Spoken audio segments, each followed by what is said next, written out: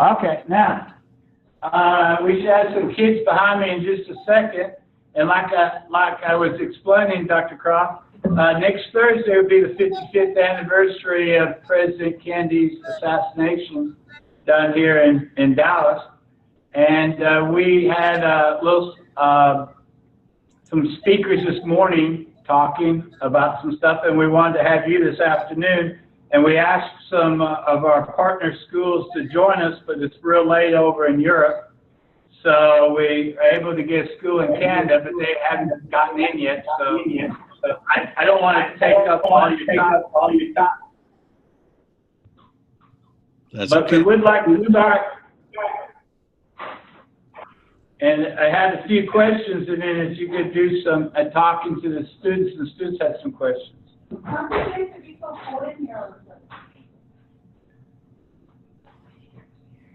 No.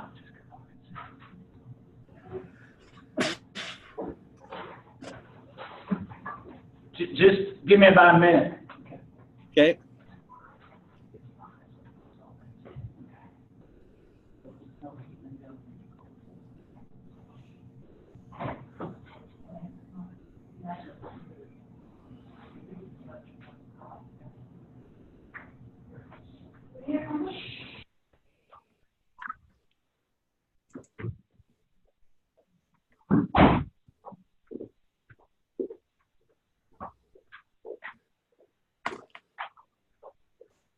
Okay, Dr. Kroth, I got the questions right here.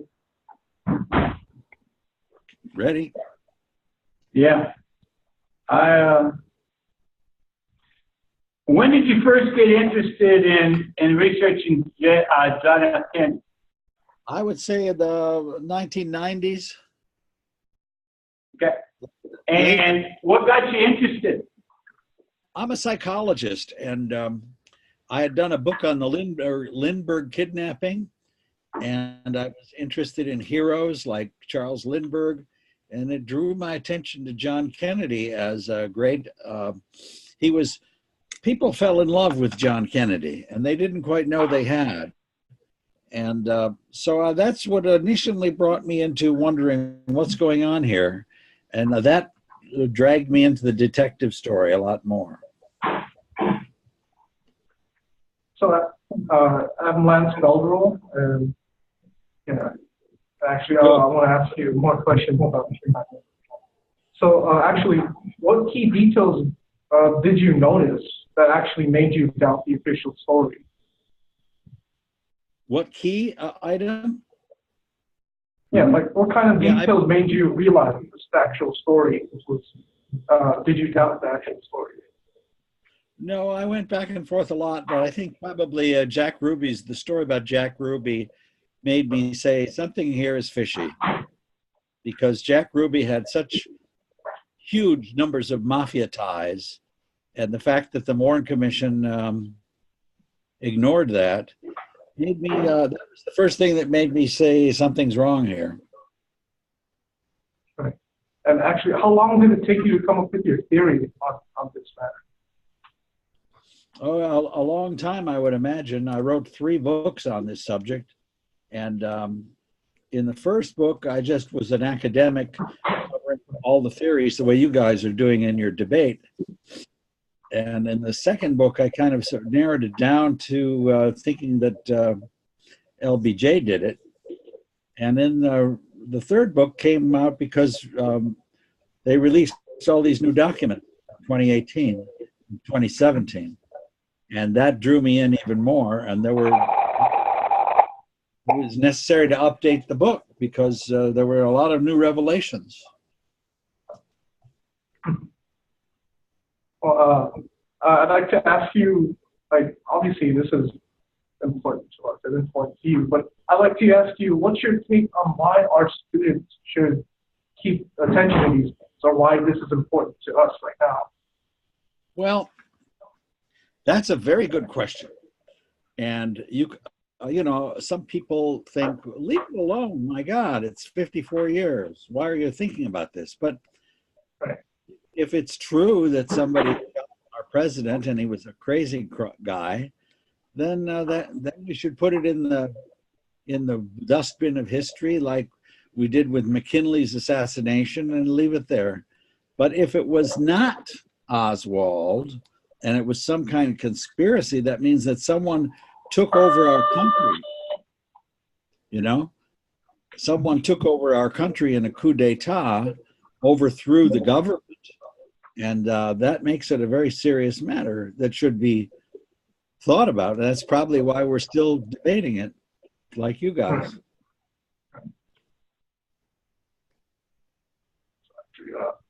So more on that, how should I ask this? Because I'm trying to think of what certain. Oh, wait. There it is.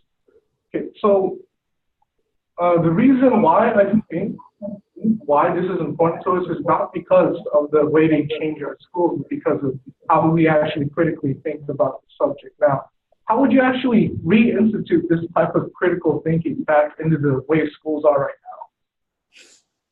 now? I think your teacher is doing the most marvelous job in the world of introducing you to critical thinking and asking you to take one side or another and look at both sides of the issue and look at the evidence, pro and con. You couldn't wish for anything better. You got one of the best teachers in America doing this. All right, so actually, I'm going to bring something up right now, if I may. I see your fellow students in the back. Hello. While you're here, do you guys have any questions for Mr. J. Kroth? Oh, sure. Oh, yeah, you can go up here if you want. Just introduce yourself and ask questions. Hi, I'm Leslie Ordonez. I have a question. From what I understood, Mr. Cunningham told us that you used to be in the Marines, or what was it? Navy? Something like that. And from your background in the expertise, what do you think they should have done at that moment? I didn't completely hear your question. I need the first part. A little louder. From your expertise in working in like the forces, what do you think they should have done at that moment when they heard about the Kennedy assassination and then on the spot when he was assassinated? You mean the police? Yeah, like special forces and everything. Well, Lyndon Johnson made a telephone call to the head of the sheriff and said, we've got our man. Stop any further investigations. So they stopped the investigation almost as soon as they started it. And the sheriff wanted to interview a lot more people, but the president told him to stand down. So I think that handicapped the full investigation a great deal. That's what the sheriff says, even many years after the event. So, as a Marine Corps officer, what do you think should have been done to actually protect the president in this situation? Who was the Marine Corps officer? Oh, I thought you were in the Marines. No. I was just a civilian. Oh, okay. Yeah. I was a college student when this happened. Right. Yeah. So, as your point of view now, what do you think they should have done to actually handle the protection of the president even better? Or do you actually believe that the plan started from someone in the government? Well, there were a lot of things that the Secret Service never allowed the president to travel at less than 40 miles an hour. And right. So Lyndon Johnson planned the parade route so that they would almost come to a complete stop when they got to Daley Plaza. That was a long limousine. They had to turn right. Then they had to slow down to 11 miles an hour and turn left. And they left all the windows of the buildings open. I mean, there was a lot of stuff that was done that was not normal because of that parade route that Lyndon Johnson had a lot to say in. So it was weird that they slowed the presidential carriage down so much, made the shots a lot easier. So I want to ask you now, how much people have you inspired to believe in these I have no idea. Some people think I'm crazy. There are a lot of people, So, there are a lot of people yeah, who are on both sides of the issue, but right. about 75% of the American people don't believe the Warren Commission. Right. So, So actually, what are some forms of backlash that you have experienced from sharing these theories? nobody's ever threatened my life, but some people, most people like what I do. So I'm happy with the result. So we actually have another student who wants to ask another question. Good.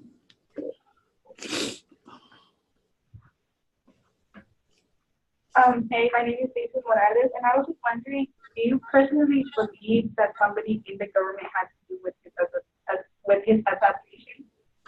You guys breaking up a lot, so could you see? I don't know, maybe speak a little bit louder because I'm only hearing chunks of bits and pieces of your question. Say it one more time. Do you personally believe that somebody in the government had to do with his assassination? Someone in the government had to do with what? With his killing. With the him being killing? killed. Yes, Yeah. I do. Yes, I do. But I still can be objective in analyzing this debate. But because I know one side is going to say no, one side is going to say yes.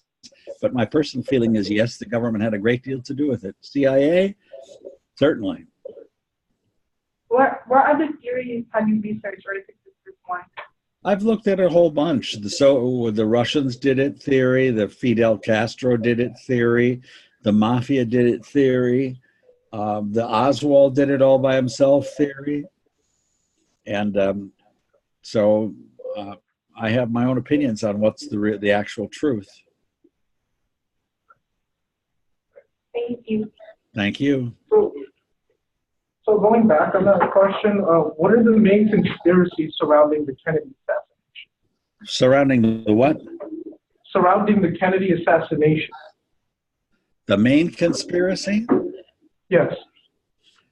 You want me to tell you that? I thought I was supposed to be an objective judge who just kept his opinions to himself. Well, so we want to know some main conspiracies about the subject. I think Lyndon Johnson was going to go to jail. He was embroiled in a lot of scandals, and if he didn't get rid of Kennedy, he would have probably ended up in jail. So he put a lot of attention in the Kennedy's truth, and I think he was the mastermind. And there are 5 books on that subject saying that it was Johnson who did it. But a lot of people don't believe that, but some people do. So do you believe that JFK and RFK's killer was the same person? That's JFK and who? RFK, his brother Robert. Were they the same killer? They were the same. No, I never really looked systematically into the assassination of Robert Kennedy. I have some theories in my head, but I don't want to make them public because I don't have enough information to be sure of that. So I know that Robert Kennedy's son just visited Sirhan in jail, and he doesn't believe that Sirhan acted alone. I do believe that if Robert Kennedy had become president, which was very likely had he not been assassinated, he would have investigated his brother's death. So the people who didn't want him to investigate his brother's death probably had something to do with his killing. Right. So this is one of my last questions. Now, do you actually believe that all the documents on this case were released, or would some still be missing? Oh, there are some that are missing, definitely. Trump wanted to release them all, then the CIA said, no. He said, okay, I'll give you 6 months. And then 6 months later, he released some, and then he still said, okay, no. A few more I'm going to be holding until after I'm done being president. So they're still not all done. What would you like to see, Dr. Kroth, that is not currently been known that you would like to see that would really make a big difference, you say? Oh, that's a very good question. that is not known that I'd really like to see? That's a tough one. What is it that I would like to see? I think that I would like to see, there's a guy named Gerald Posner who wrote a book called Case Closed, who always gets on television. It's like, and his book is not that good, but he always says, Oswald did it, everybody else is crazy. And I'd like to see him get a lie detector test, and I'd like to ask him a question and say, Mr. Posner, did anybody pay you to write that book? That's what I'd like to do. Do you think there's such a thing as media shields that actually go out and speak a party line then to try to manipulate or propagandize a certain thing? You're a very bright person. I love your questions. Yes, I do. It's been going on for 50 years. Yeah. Unfortunately, it seems like as we speak, there's less and less people are able to speak out. Do you think this is on purpose, or do you think this is, the marginalization of people who are on the opposite of the Posner part seems to be greater and greater? Wait a second. I thought this guy I'm looking at was talking, but it sounds. No, I'm sorry. I'm doing a ventriloquist now. And I thought he was. I thought this guy. I'm trying to help him out a little bit. I thought his questions were brilliant. Okay, just move your lips. He asked the question. He's brilliant. All you have to do is move your lips, and he'll do the talking. Okay. We haven't quite gotten that part down yet, but we're getting it. Okay, what's the question again, Mike? I got carried away with lip reading. Okay. Well, the one question I was, that's embarrassing. I've always been really interested in a couple things. Number one is that, are you fearful? You have almost 1 million viewers on your latest YouTube video, which kudos, very, very good. I think 800 and so many thousand people have visited that one. Do you feel that the popularity, the more popular that you get on yours, and the way that some of the press seems to be taking out other people, are you ever worried about you could get too close to the truth? Well, I've thought about that, but I never had any direct personal experience, except recently, one guy who said he knew something and he wanted to fly up and see me. And I said, why do you want to fly up? We can just talk on the phone. And he was a little bit strange, and the longer I talked to him, the weirder he became. So I cut him off. And then I noticed my Facebook page went down, and I got some hacking going on. But so I had to change my password. Other than that, that's all.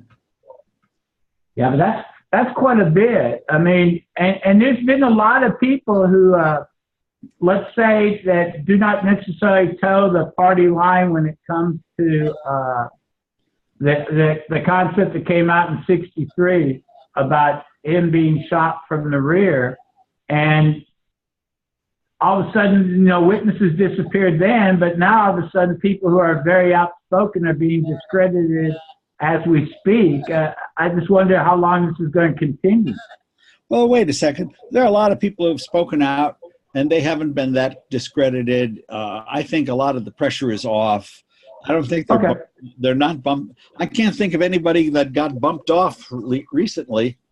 Well, I'm not talking necessarily about being physically bumped off, but a lot of conspiracy. Well, I don't want to put it this way, but a lot of people who are not necessarily academic but may express a belief have been diminished on either the websites or other things. There seems to be censorship, is what I'm saying. Well, it's very subtle. I can give a talk on YouTube and 1 million people will watch it. But if I ask to talk about the Kennedy assassination in a university class, I'm not involved. It's like, nope, That's too controversial for our system. So I've only given that talk on Kennedy once, and that was in a junior college. And elsewhere, Wow. I give that talk. But if you're in a Department of American History or political science, no, sir. There's a guy in Michigan, I think he recently died, who offered a course on Kennedy, but it was a course on why conspiracy theories are all crazy. But when you can't, and there's one guy in Texas, an adjunct professor in your neighborhood who has a class on the Kennedy assassination, but he's not a tenured professor. It's not easy to talk about this subject in a university forum at all. Why do you think that's the case? Because there's a stigma associated with it, and the idea that anyone who talks about it is conspiracy theorist and crazy, and that is very far. It's like if you're taking that position, then there's a lot of propaganda against anybody who takes that position. Well, we know that your studies go both in propaganda and in psychology. Do you feel like at some point you utilize a lot of your academic background just checking out how some of the people are acting towards you? No, I don't analyze it on the personal basis. I don't have that. I don't have, all I get is, I don't have any real negative stuff that I can point to and say, aha, Okay, look at this. Other than now, my invitations are not coming through. well, I mean, okay. Let's get to Oswald a second. I have a question. What, in your opinion, if we were going to characterize Oswald's involvement, what would you say Oswald was in the Kennedy assassination? Just exactly what he said he was, a patsy. Mm-hmm. He was duped. And He never. you think that he had just limited involvement and he didn't do any shots or anything, did he? No, I don't think he fired a shot. I thought he thought he was involved in something with the CIA. He thought he was involved in something, but he didn't know it had anything to do with the Kennedy assassination, I think. And once he was in the depository and the shots were fired and he realized the president was hit, he knew they were going to come for him. And so he behaved like a very paranoid person and split, got in a taxi, got on a bus, went to his house, picked up his revolver, and kind of started fleeing because he was basically paranoid. But I don't think he fired any bullets. Okay. Do you think he fired on Tippit? No. That's a different story, another murder mystery. And then in Tippett's case, then do you believe that the information and the alleged evidence was planted? Well, there's a video on YouTube of a black woman who's interviewed by Mark Lane. I don't know. Have you seen it? Oh, yeah. Well, that's fascinating. She said there are two men, and neither of them looked like Oswald. One was tall and thin and was short and stocky. I think the job was to kill Oswald as soon as possible because he was the scapegoat, and they didn't want him to be talking about anything or get a lawyer. They wanted him dead so that they could say he was the one who did it. So they were out to eliminate Oswald, and then Tippit showed up. And they took out Tippit, but they never got Oswald until he was arrested a few minutes later in the theater. Have you? Yeah, and that's even amazing because if you look at the original arrest warrant, it actually says for killing President Kennedy, and they had no linkage at that time for it. They had no what? They had no linkage to accuse him of murdering the president yet when they arrested him, but they had I've seen a photocopy of the deal which says the killing of the president. So that was kind of a weird one. And then it's really even crazier is when they find that his billfold on the scene at Tippit, and then he also has the same billfold in the back seat of the car going back to the police station. So I don't know how a person carries 2 or 3 different wallets and all be the same. Oh, those are good stories. I like that. I didn't know that. You're pretty Yeah, sharp. and then I tell you that the weirdest one, we've been doing, Lance and we've been doing a lot of research in it, but the oddest thing is when they go to the boarding house, the rooming house where his wife was at, and they open the door, and she said, "Oh, I expected you, you know, I what exactly were the words again?" We were expecting. Yeah, we were expecting you, and this is the Dallas Police Department. They get alleged warrant to go search in Irving, Texas, which you can't legally do. And she had everything boxed up for the police. Ruth Payne? Yeah, Ruth Payne's house. Yeah. Well, I think that Marina Oswald, as soon as Kennedy was shot, she went out into the garage and wondered if Oswald's rifle was gone, because she immediately suspected he might have done something. And so I can understand that Ruth would have thought that maybe Oswald was involved and started to pack up his things. Yeah, no, that makes some sense, but her opening the door to police officers saying that they're surprised that they weren't there, and the police being from a different jurisdiction with no authority, that's just kind of beyond, you know, and then knowing exactly where the address was and stuff is really strange. I mean, some of it smacks of, it has to be, do you ever look at the idea that the police were heavily involved too? Oh, of course. But it seems to me that when Oswald, Ruth Payne helped get Oswald the job in the depository. So I would think that Mr. Truly from the depository would have known about Ruth Payne's address, and that would have been a possible address to find Oswald. Yeah, well, that's the case, but I believe the sheriff, or I forget the person's name also, when they went down for the original police officers from the Dallas PD to go to the Irving to get the Ruth Payne stuff, they already knew what it was. I don't know if they talked to Truly or not. It just really, it starts being kind of interesting that they could find out all this information so fast and then all of a sudden different. Now, have you, in your research, looked much about Jack Rubio? Yes. By the way, when is this debate going to start? Because I've got... I don't know. I guess you're having trouble coming in, so we may have to just end it early or something, because I don't see them here, and I don't know. I apologize, but they were supposed to be on. I only reserved an hour and 45 minutes for this, so I just wanted to give you a heads up on that. Okay, well, if nothing else, let's just keep on. We'll just do an interview with you and then talk, and then that'll be fine. If you don't mind, if we can spend a little about another 20 minutes or so. All right. Now, dear students, want to ask me questions? Yeah, go ahead. Ask questions.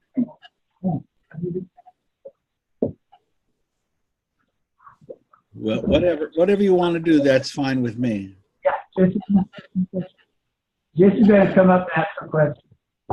Great. By the way, is your school against or for or against on this one? We're actually we're supposed to be defending Oswald for not being not being the guilty party. You're defending Oswald. Okay. Yep. Well, that's cool.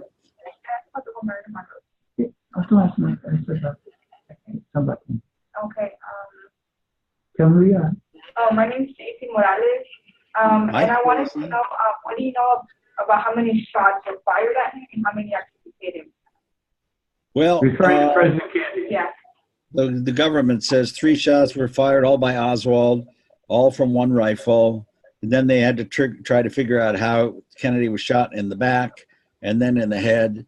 And there was a hole in the windshield and stuff like that. But there was a dictabelt recording made by a police officer's motorcycle, which has been analyzed by scientists. And they discovered there were 5 shots, at least.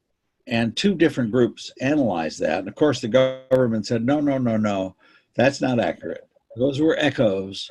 But a scientist said, no, they weren't echoes, folks. They were 5 real shots. So Oswald could not have done all the shooting and probably didn't do any of the shooting. My theory is that the shots came from behind and from in front. The shot that killed President Kennedy hit him in the upper right temple. It was not a shot from behind. It was a shot from in front. Grassy knoll gunman. Hope that answers your question. What do you know about the film of him being killed? You know how they said that it was supposed to be not tampered with, but whenever like looking into it, there was like a lot of mistakes. Yes, I know. I've heard the story about it being tampered with, but some of the critical frames that have been analyzed in slow motion seem to show, like there's one video showing a person behind the limousine moving and kind of falling to the ground and hiding. And that seems to be consistent with the frontal shot. If you slow it down frame by frame by frame, I don't see the tampering. They say that there was tampering on the fatal shot, but the one I've seen lately doesn't seem to show that. I believe if you look very carefully at the very slow motion, enlarged, enhanced Zapruder film, you can clearly see that Kennedy is hit in the front, and there's a big explosion on the top of his head right here from an explosive bullet that explodes on impact. So here he is, and you can see the blood and all the gruesome stuff fly up. And correct me if I'm wrong, because I know you might would know this, but his rifle allegedly couldn't shoot those kind of bullets, could it? Frangible bullets? No. Yeah. How could Oswald have hit him in the front? He could, but I mean, even the rifle couldn't shoot those kind of bullets. Oh, I don't know that, but that's good to know. Ask about James Bond. James Bond. What about the James files? The who? Yeah, what about James Bond? Yeah, what do you think about him, his credibility? A lot of people think he's a liar. I think he's telling the truth. Why do you believe that? Because I know a lot about the Kennedy assassination, and he is not that smart. And I corresponded with him, and I asked him trick questions. And I said, "Who's Sam Saya?" Nobody knows who Sam Saya is unless you're a professor and you've read 25 books on the subject. Sam Saya was a gangster in New Orleans who was a dope dealer, and Oswald had some connection to him. So I asked him, "Who is Sam Saya?" And he writes back, I never liked dope dealers." So he obviously knew who the hell I'm sorry, this is high school, I can't say hell. He knew who Sam Saya was, and he knew a lot of people who, if he had to have read an awful lot of books to answer my questions correctly. Or either that, or he did it. And I came to the conclusion he did it. He was 21 years old, basically not a very educated guy, and a wannabe mafioso. And he was there as a backup. And they said, if you don't see Kennedy hit in the head, you finish him off in the front. He wasn't supposed to shoot until he realized Kennedy hadn't been hit in the head. And so he fired. And now he's 77 years old. So I actually believe him. Why should people my age be interested in this and actually research themselves about this subject? Have you heard of the deep state? Mm-hmm. Well, no, like I'm actually, I watch like a lot of conspiracy videos. I mean, I've heard stuff like. You're okay. Your question is, why should people your age be interested in it? Yeah.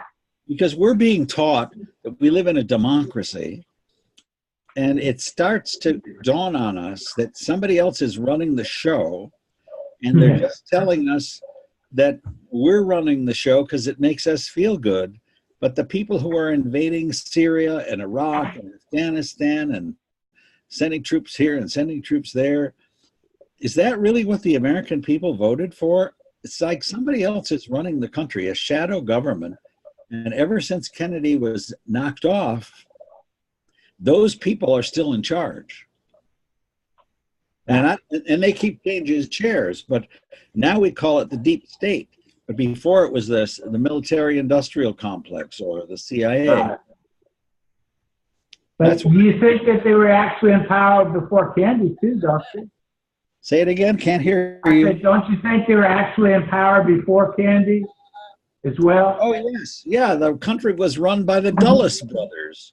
Eisenhower talked about it when he resigned, and Kennedy fired Allen Dulles, right? Oh, yeah. And there's very good evidence that Allen Dulles and Lyndon Johnson took their revenge on Kennedy. Here's a little fact you don't know. The mayor of Dallas was named Earl Cabell. Okay? Yeah. Well, and he said, well, I'll tell you, it's a shame that President Kennedy was killed in our city, in our fair city. And except his brother was named General Charles Cabell, who was in the CIA. And one of the documents that Trump released said that Earl Cabell was also in the CIA. Yeah. Nobody knew that in 1963. Oh, no. I mean, it made a big brouhaha down here even because that family also owned, they sold a dairy with a really large milk company as well. They were quite big power players, politics and stuff in the Dallas area. But evidently he had been with the CIA since the 50s. Yeah. So he and his brother and somebody told the Dallas police, stand down when Kennedy arrived, because the Secret Service is going to take care of all the security. So 125 Dallas police officers stood down from protecting the presidential parade route. Now, you brought up an interesting point there, Dr. Kroth, because it wasn't a federal crime to kill the president. It's still a state crime. So technically the jurisdiction would belong to the Dallas police. So if the Dallas police were involved, that would make perfect sense to have them involved as well. That's right. Now, are your students all prepared to give papers? Yeah, they were going to, but we're going to try to respect the time. So I think we have just a couple more questions, and then I'll just have to figure out what would happen on that. But we didn't want to lose the opportunity. Go ahead and ask the question. Well, I hope you give them all A's. Oh, I will. Don't worry. Okay, I'm ready for my. Good afternoon. I just wanted to ask what your thoughts were, for example, some of the conspiracy theories regarding audio and the way the government has apparently figured out that certain frequencies are more appealable to certain age groups. Do you believe that maybe the government has altered some of the audio footage that is vinculated with the actual video of the Zapruder film to affect how we perceive the video itself? Are you talking about the Zapruder film? Yes. I know that certain films have been uploaded on the internet, but they might have audio files that could affect our perception. Well, there's the Dictabelt tapes that I know about, but I don't think the Zapruder film had any audio. There are a couple other films, but I've never heard anything about audio. That's an interesting question, but I don't think there is any that, to my knowledge. Could they add to it today while uploading it? Like, could there be possible conspiracy on the internet in which they attach an audio file that may cause us to believe that the shots were fired earlier than they really were? You know, it's the audio I'm here on is really bad because you keep breaking up every second syllable. But I think you're asking, are there other audio files? Is that what you're asking? No, I'm asking, could the government attach files today in this age of technology that could make us perceive the shots earlier than when they actually are shot, like when we see yes, there are technical things that could be done. For example, if they could find Kennedy's brain, let's skip audio files here, but if you could find Kennedy's brain, James Files said that he used a mercury round which splattered little tiny minuscule fragments of mercury into Kennedy's brain, and proving that the bullet had mercury rounds in it would be quite convincing. But no one has found Kennedy's brain. It's missing. They wanted to exhume his body, but I don't know if that would help. John Connolly had some fragments in his leg that people wanted to analyze, and that might have helped. But I do not know of any audio recordings that might help solve this further. Okay. Well, this all was prefaced by, tell me about, and you're into propaganda. Listen to what she has to say here a second and see if this could be possible. Go ahead. I was doing a bit of research, and I found out that it's been speculated that, for example, big celebrity names have been used to distract the public. I don't know much of what was on the TV that night, but for example, in 2001, they used the Britney Spears extravaganza and like how she went crazy to distract us from 9/11, and also how when there was a mass shooting in New York, Wendy Williams apparently collapsed, so the shooting was only available for the public to know of for maybe 2 minutes on the actual news coverage, and most of the focus was on celebrity. So the reason why I bring this up is because clearly there's an agenda to appeal to a certain group of people and distract from the actual information that was important at the time. Okay, it's the audio is so bad, it's very difficult for me to catch it. I'm sorry, I'm not hard of hearing, but it's our video reception. So I think what you're saying is, tell me if this is what you said, that under certain catastrophic conditions, the media comes around and tries to distract us with other things? Yeah. Yes. Well, right. And I wanted to check more about what was available on that day when President Kennedy was shot.